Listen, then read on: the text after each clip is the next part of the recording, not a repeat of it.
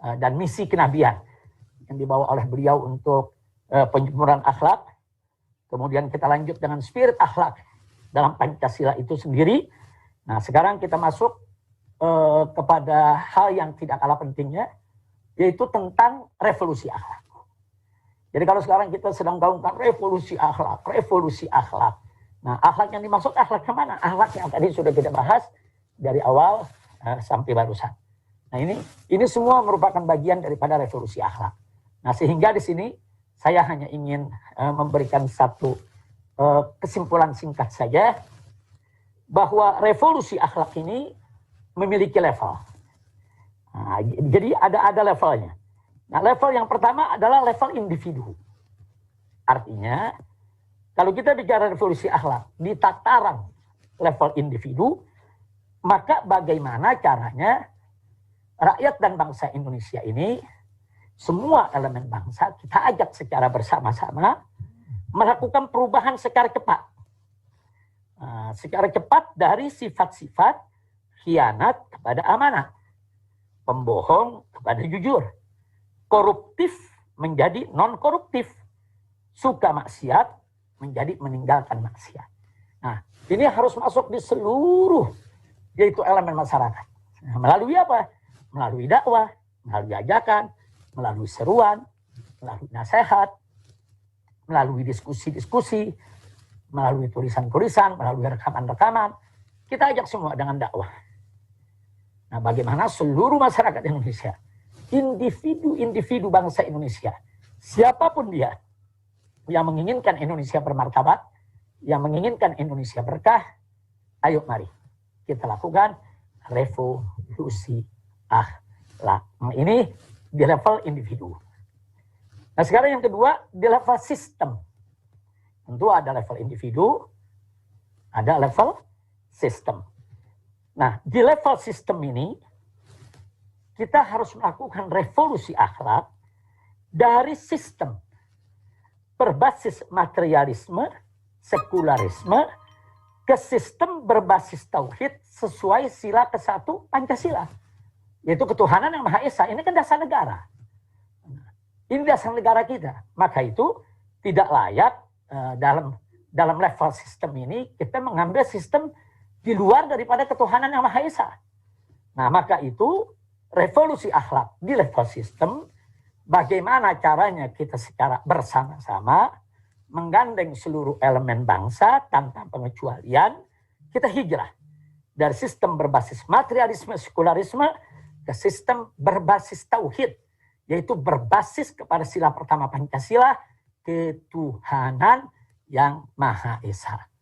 Nah, itu yang pertama. Yang kedua, bagaimana revolusi akhlak dalam level sistem ini, kita juga harus serius, fokus. Nah, yaitu melakukan suatu gerakan perubahan secepatnya, tidak bisa ditunda-tunda lagi, karena ini sudah merupakan satu kedaruratan dari penegakan hukum yang tidak beradab, penuh rekayasa, dan penyiksaan, serta tajam ke pihak yang kritis, tumpul kepada buzzer pendukung kepada sistem hukum, dan penegakan hukum yang berdasar kemanusiaan yang adil dan beradab, sesuai amanat sila kedua. Nah, jadi artinya penegakan hukum yang adil. Nah, jadi tidak ada satupun orang yang kebal hukum di negeri kita. Jadi semua harus diperlakukan dengan adil. Siapa bersalah, siapa melanggar hukum, diproses secara hukum. Jadi jangan ada penegakan hukum itu ibarat pisau yang tajam ke bawah, tumpul ke atas. Nggak boleh. Karena diskriminasi hukum itu sangat berbahaya sekali. Itu bagi keberlangsungan bangsa Indonesia. Nah, jadi sekali lagi, ayo kita hijrah. Bagaimana penegakan hukum dari yang tidak beradab menjadi yang berkeadilan. Nah, jadi sesuai dengan amanat sila kedua dalam Pancasila, kemanusiaan yang adil dan beradab. Kemanusiaan yang adil, kemanusiaan yang adil dan beradab itu harus menjadi dasar dalam penegakan hukum di negara Indonesia yang sudah dinyatakan oleh Undang-Undang Dasar 1945 sebagai negara hukum. Ingat, Indonesia adalah negara hukum, bukan negara kekuasaan. Nah kemudian yang ketiga. Yang ketiga dalam revolusi sistem ini, revolusi akhlak, kita juga harus bergerak secara cepat. Nah, perubahan yang tidak boleh ditunda lagi. Satu revolusi, satu perubahan yang cepat tapi dinamis. Cepat dan nggak boleh ini ditunda. Yaitu dari politik belah bambu dan adu domba kepada politik persatuan Indonesia. Nah, sesuai amanat sila ketiga dalam Pancasila yaitu persatuan Indonesia. Jadi nggak boleh ada lagi politik adu domba. Oh ini golongan saya, ini golongan Anda. Oh ini golongan kritis, kami tidak sukai. Oh ini golongan asal Bapak senang. Oh ini kami sukai, nggak bisa. Oh yang ini diangkat, yang ini ditendang, yang ini dirangkul, yang ini dipukul. Tidak boleh. Karena dalam satu sistem kepemimpinan, seorang pemimpin yang memiliki leadership yang kuat, dia harus ada di atas semua. Semua agama, semua golongan, semua suku, semua ras. Dia tidak boleh hanya menjadi milik satu golongan saja, satu kelompok saja. Maka dia akan kerdil. Dan itu berbahaya, bisa mengantarkan kepada perpecahan. Nah itu yang kita ingin ingatkan. Ini perlu revolusi, semua ini perlu revolusi. Jadi ini sudah menjadi rahasia umum di mana-mana. Kita bisa lihat penegakan hukumnya tidak adil, adu domba, pecah belah. Dan ini harus dihentikan. Karena ini merupakan sumber kegaduhan. Nah yang keempat. Yang keempat adalah bagaimana kita juga perlu punya etikat baik, keseriusan, dan kerja keras. Juga dibutuhkan kecepatan. Itu di dalam bertindak, itu yang disebut sebagai revolusi. Yaitu kita hijrah dari sistem politik liberal ke sistem politik musyawarah mufakat. Sistem politik perwakilan. Nah, sesuai amanat sila keempat dalam Pancasila. Kerakyatan yang dipimpin oleh hikmat, kebijaksanaan dalam permusyawaratan perwakilan. Ini kan sistem politik kita. Nah, sistem politik yang sudah dibangun oleh para founding father ini nggak boleh diganti. Menjadi sistem neolib, menjadi sistem liberal, menjadi sistem yang otoriter, atau menjadi sistem yang diktator, tidak boleh. Karena itu bisa menghancurkan tatanan demokrasi Negara Kesatuan Republik Indonesia. Jadi para founding father kita itu luar biasa. Mereka orang-orang cerdas, negarawan. Mereka punya pemikiran begitu panjang ke depan untuk kebaikan bangsa Indonesia. Jadi mereka sudah letakkan itu dasar-dasarnya. Apa dasar ekonominya, dasar politiknya. Bahkan pertama sekali mereka letakkan dasar agamanya. Ketuhanan yang Maha Esa. Yang kedua, kemanusiaan yang adil dan beradab. Ini kan dasar penegakan hukum. Nah, yang ketiga, persatuan Indonesia. Itu kan dasar luar biasa untuk mencegah disintegrasi bangsa. Dan yang keempat yang tidak kalah pentingnya, dasar musyawarah mufakat dengan sistem perwakilan. Nah, sebetulnya kita hanya tinggal melaksanakan saja. Enggak usah kita obok-obok ini Pancasila, apalagi diperas-peras. Mau dijadikan Ekasila, mau dijadikan Trisila. Nah, ini berbahaya sekali bagi persatuan dan kesatuan NKRI. Nah, kemudian yang terakhir yaitu yang kelima, masih dalam tataran level revolusi akhlak.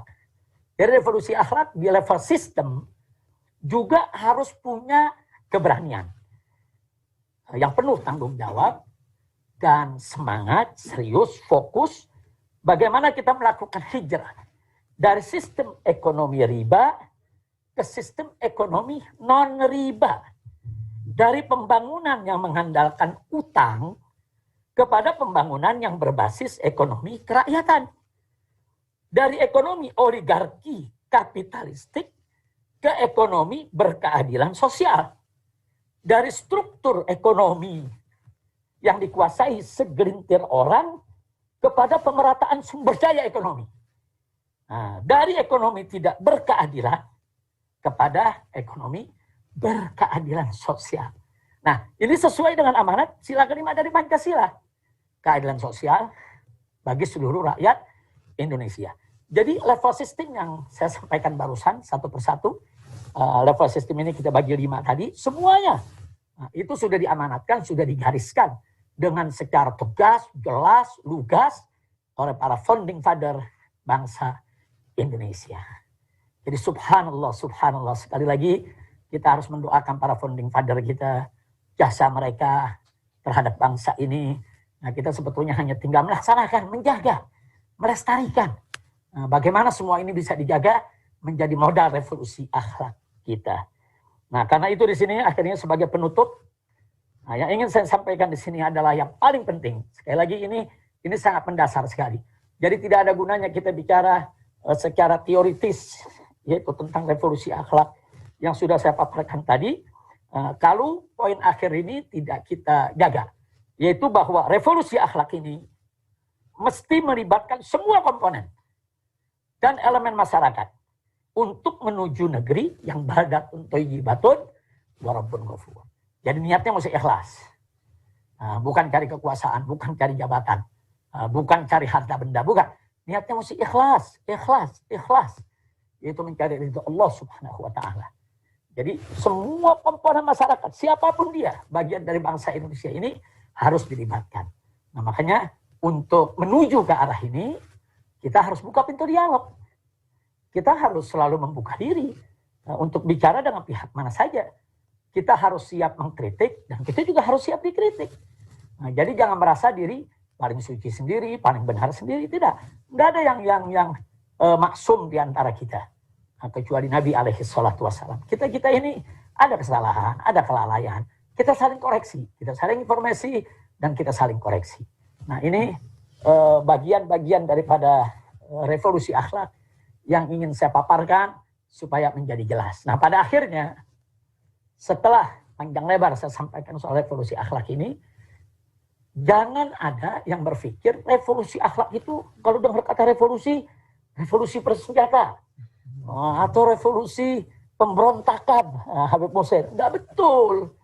Kami ini para habaib di Indonesia ini yang berakidahkan Ahlus Sunnah wal Jamaah, kami ini dididik oleh guru-guru kami. Kami dididik dengan manhaj Ahlus Sunnah wal Jamaah. Kami tidak boleh melakukan pemberontakan terhadap pemerintahan yang sah.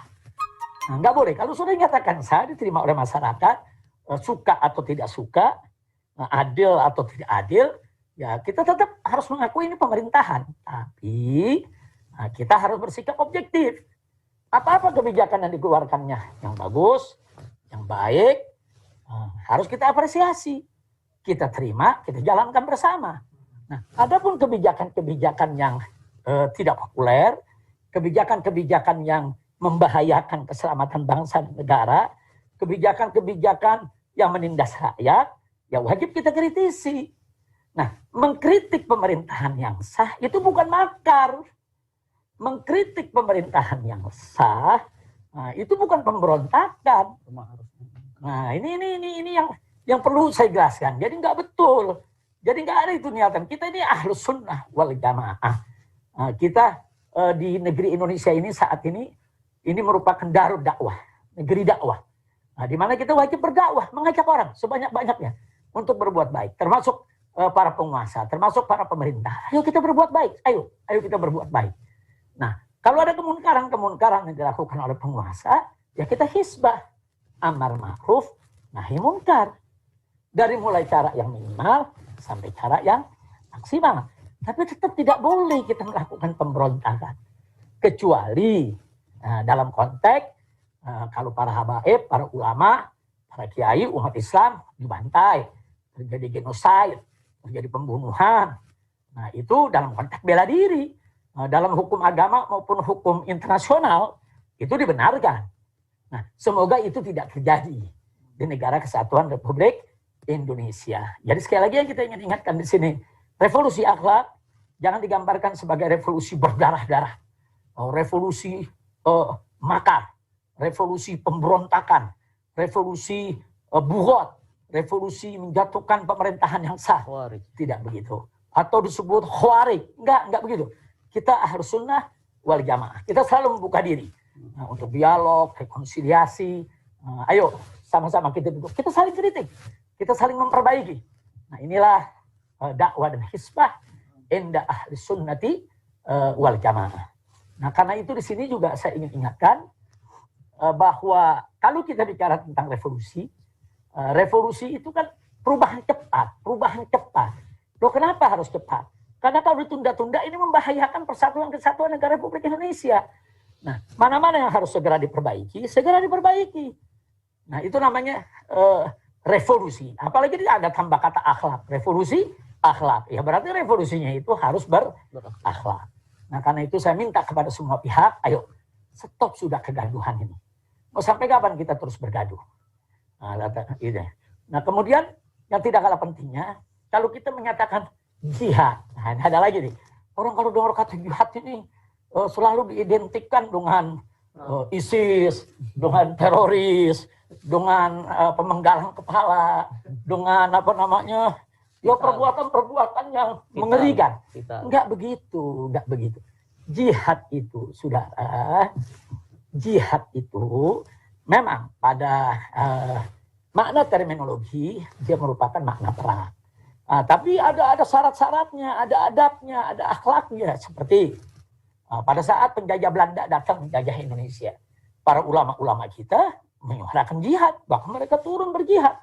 Ada Teku Umar di Aceh dengan Cut Nyak-Din, ada Imam Bonjol di Sumatera Barat, ada Pangeran di Ponorogo, yaitu di tanah Jawa. Mereka semua berjihad. Nah, konteks pada saat itu yang dihadapi oleh beliau-beliau yaitu melawan penjajah. Memang harus jihad, harus berdarah-darah. Nah, tanpa adanya Teku Umar, Cut Nyak-Din, tanpa ada Pangeran Hasanuddin, tanpa adanya Imam Bonjol, kemudian di Ponorogo dan lain sebagainya, bagaimana kita mau merdeka dari penjajahan? Nah, itu konteks jihad. Begitu juga pada saat kita awal kemerdekaan. Kemudian Belanda membonceng Inggris, ingin menjajah kembali ke Indonesia. Apa yang dilakukan para ulama? Almarhum Al-Maghfurullah Hadratul Syekh Yai Haji Hasyim Asy'ari mengajak para ulama, pondok-pondok pesantren semua dengan resolusi jihadnya, kemudian didukung oleh Muhammadiyah dalam kongresnya di Yogyakarta. Akhirnya terjadi gerakan jihad yang luar biasa, mengusir para penjajah untuk mempertahankan kemerdekaan Republik Indonesia. Dalam konteks itu jihad wajib. Nah, jadi jangan juga kita mendengar kata jihad kemudian dikaitkan dengan hal-hal yang merusak. Nah, nggak betul. Nah, di Indonesia saat ini, kita ini bukan darul jihad, tapi darul dakwah.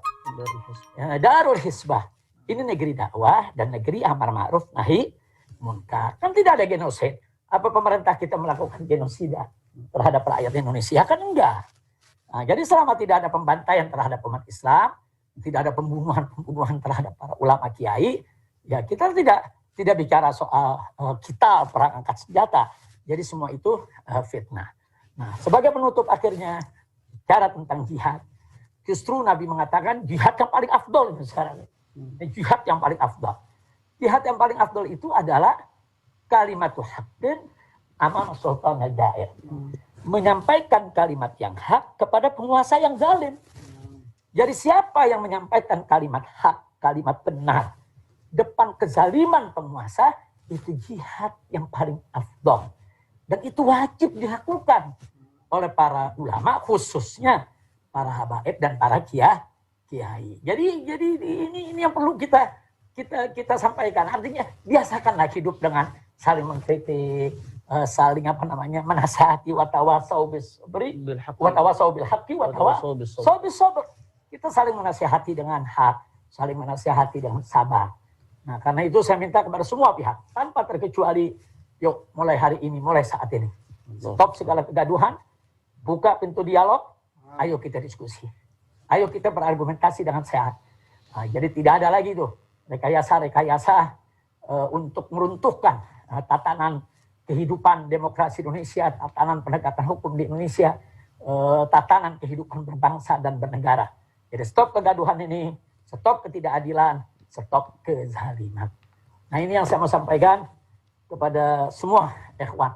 Dan terima kasih kepada para panitia, para habaib, para kiai, para ulama, para tokoh yang hadir di studio 1 maupun 2. Dan saya mohon maaf kalau saya tidak sebutkan satu persatu namanya, karena jumlahnya cukup banyak ini. Ada 100 ulama dan tokoh. Tapi saya bahagia. Nah, saya ingin sampaikan, saya bahagia betul. Yaitu bisa menemani Anda semua pada saat ini. Dan saya akan mendengarkan juga apa yang akan Anda sampaikan. Ini satu kebahagiaan dan kehormatan tersendiri bagi saya. Nah, sebelum saya akhiri, saya juga ingin minta maaf.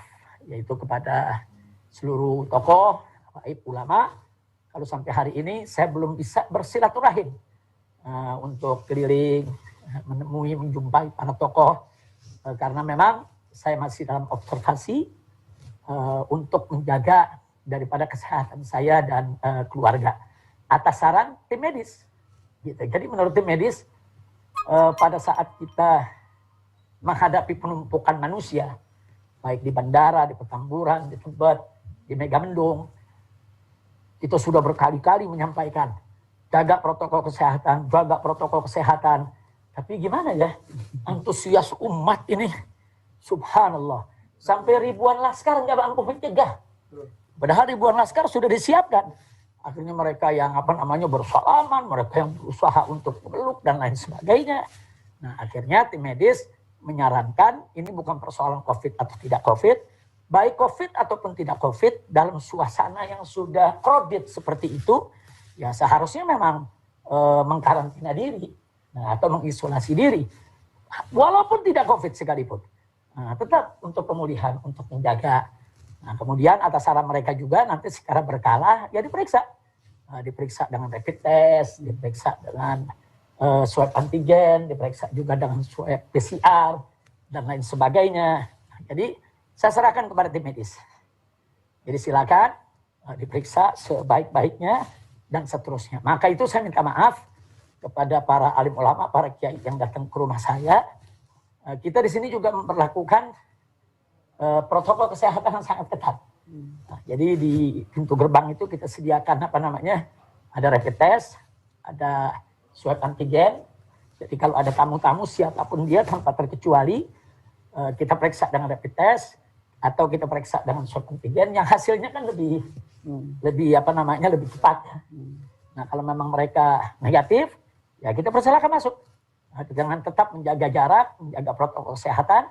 Kita bisa ngobrol, tapi dalam jumlah yang sangat dibatasi. Nah, kalau memang dalam pemeriksaan tadi ada yang positif, ya langsung kita arahkan ke medis. Baik ke Hilal Merah Indonesia FPI, Hilmi, atau ke Mercy, atau juga ke rujukan pemerintah. Kalau mungkin konsentrasi COVID-nya agak tinggi, nah, jadi langsung kita arahkan. Nah, artinya ini tetap akan kita jaga. Nah, makanya saya minta maaf kepada semua masyarakat, kalau dalam kerumunan di bandara, di Petamburan, di Tebet, di Megamendung, terjadi suatu penumpukan yang memang di luar kendali, karena antusiasnya. Nah, maka itu saya langsung dengan kawan-kawan di DPP FPI, semenjak kejadian itu, kita stop.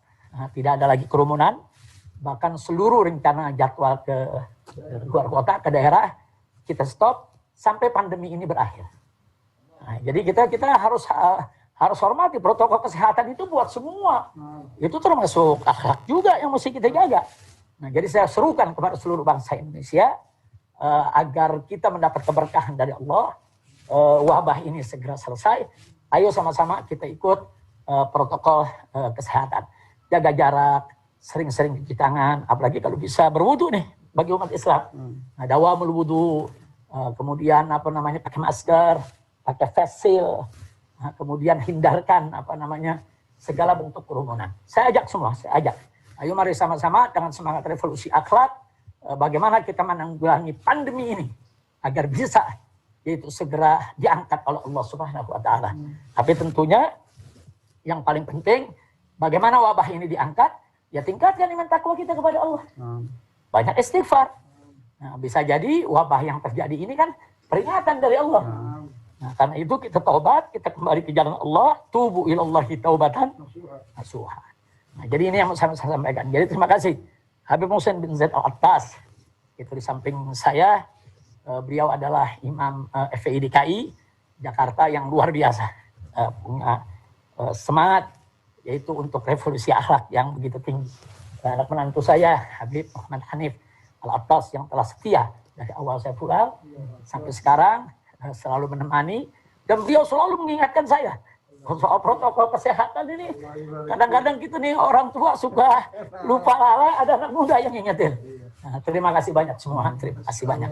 Nah, jadi itu yang saya mau sampaikan. Sekali lagi saya minta maaf kalau dalam kerumunan tadi buat keresahan atau membuat pihak-pihak yang tidak nyaman atau apa namanya kita melakukan pelanggaran, nah, itu di luar keinginan, tanpa kesengajaan, dan itu memang antusias umat, rindu, cinta. Nah, dan makanya pada saat Pak Anies Baswedan ya melalui apa namanya melalui dinasnya, nah itu menyampaikan adanya pelanggaran dan harus bayar denda, ya kita terima. Ya kita kalau memang salah, ya salah harus bayar denda. Ya nggak usah berdebat, kita bayar denda. Nah itu sudah kita sampaikan. Dan untuk Pak Anies Baswedan, kita doakan agar beliau cepat sehat walafiat. Amin ya Allah. Dan juga Bapak Wakil Gubernurnya, agar beliau segera bisa tugas kembali seperti biasa. Amin ya Allah. Biar Jakarta ini menjadi Jakarta yang thayyibah. Begitu juga seluruh gubernur di Indonesia.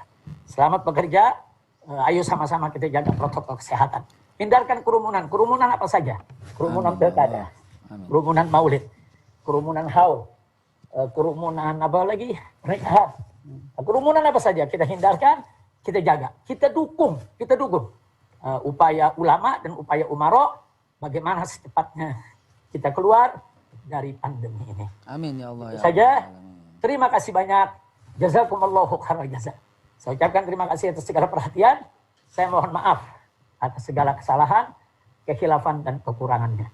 Hadani Allah wa iyyakum ila siratal mustaqim. Wassalamualaikum warahmatullahi wabarakatuh. Waalaikumsalam warahmatullahi wabarakatuh. Saya tidak bisa menyimpulkan apa yang